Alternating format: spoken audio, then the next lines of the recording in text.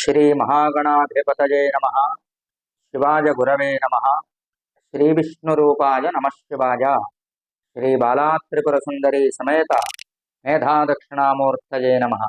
ఈ రోజున పరమార్థ కథ చెబుతున్నాను.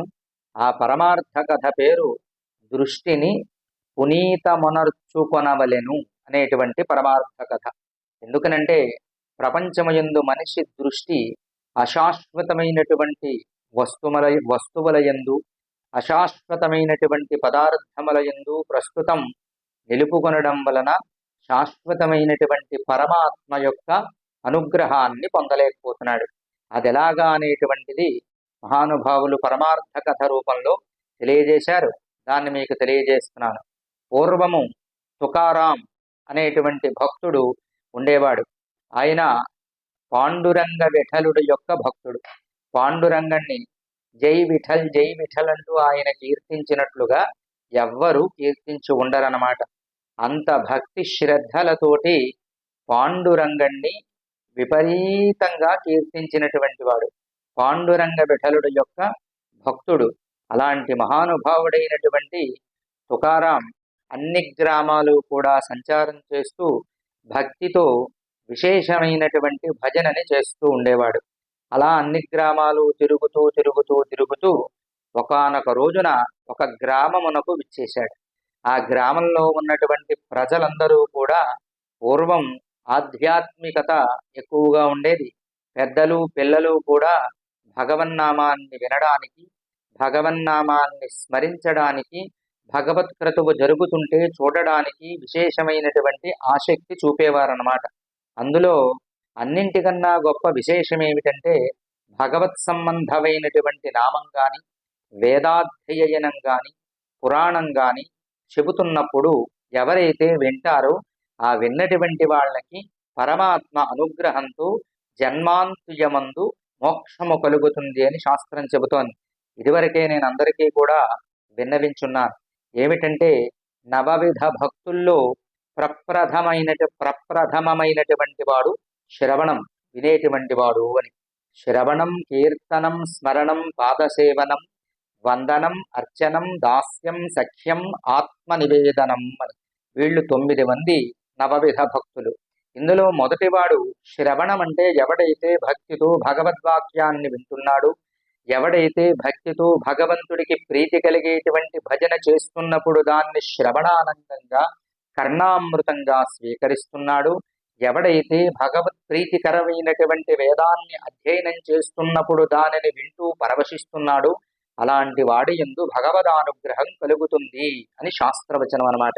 కాబట్టి ఆ ఊళ్ళో ఈయన భజన చేయడానికి సంసిద్ధుడై దానికి సంసిద్ధంగా నిలబడి కార్యక్రమం చేసుకుంటూ వెడుతున్నాడు. ప్రతి గ్రామంలోనూ భజన చేస్తున్నాడు, భక్తిని ప్రచారం చేస్తున్నాడు, పాండురంగడి యొక్క విశేషాన్ని తెలియజేస్తున్నాడు. ఓ గ్రామంలోకి ప్రవేశించేసరికి అక్కడున్న వారందరూ కూడా భక్తిపరులు. వాళ్ళందరూ కలిసి ఆయనకి భజన చెయ్యడానికి ఒక మంచి స్థలాన్ని ఏర్పాటు చేసి దాని మీద చాప వేసి మంచినీళ్ళు ఏర్పాటు చేసి ఆయనకి ఇబ్బంది కలగకుండా ఆచ్ఛాదన ఏర్పాటు చేసి ఈ తుకారాం గారిని దాని యందు కూర్చోబెట్టి 1000 మంది జనం కూర్చున్నారు. ఈవేళ భగవత్ కార్యం జరుగుతోంది అంటే 10 మంది అక్కడ ఉండడానికి ఇబ్బంది. అదే మనకి సంబంధం లేనటువంటివి, ప్రమాదాన్ని మనకి సమీపంగా తీసుకొచ్చేటువంటి క్రతువులు ఏవైనా జరిగితే అక్కడ 1000 మంది ఉంటాం. అంటే ఇది కలియుగంలో కలి ప్రభావం అన్నమాట. కాబట్టి ఈ జరుగుతున్నటువంటి ఈ భక్త తుకారాం చేస్తున్నటువంటి భక్తి పూర్వకమైనటువంటి భజన దగ్గరికి 1000 మంది వచ్చి కూర్చున్నారు. చక్కగా భజన జరుగుతోంది. అద్భుతంగా ఆయన భజన చేస్తున్నాడు. అందరూ కూడా భక్తి శ్రద్ధలతోటి ఆ భజనని శ్రవణానందంగా వింటున్నారు, కళ్ళతోటి చూస్తున్నారు. అలా చాలాసేపు జరిగిన తర్వాత ఆయన భజన ప్రారంభం చేసిన తర్వాత మరలా కళ్ళు తెరిచి చూసేటువంటి అలవాటు ఆయనకి లేదు. ఆయన తెల్లవారులు ఆ హరినామ సంకీర్తన, పాండురంగ విఠలుడి యొక్క నామ సంకీర్తన, చక్కటి గానామృతం చేస్తూనే ఉంటాడు ఆయన. అలా చేయడం ప్రారంభించి ఆయన అలా చేసుకుంటూ వెడుతున్నాడు. జనులు ఎవరికి ఉన్నటువంటి ఇబ్బందుల ప్రకారం వాళ్ళు చాలా మంది ఒకరి తర్వాత ఒకరు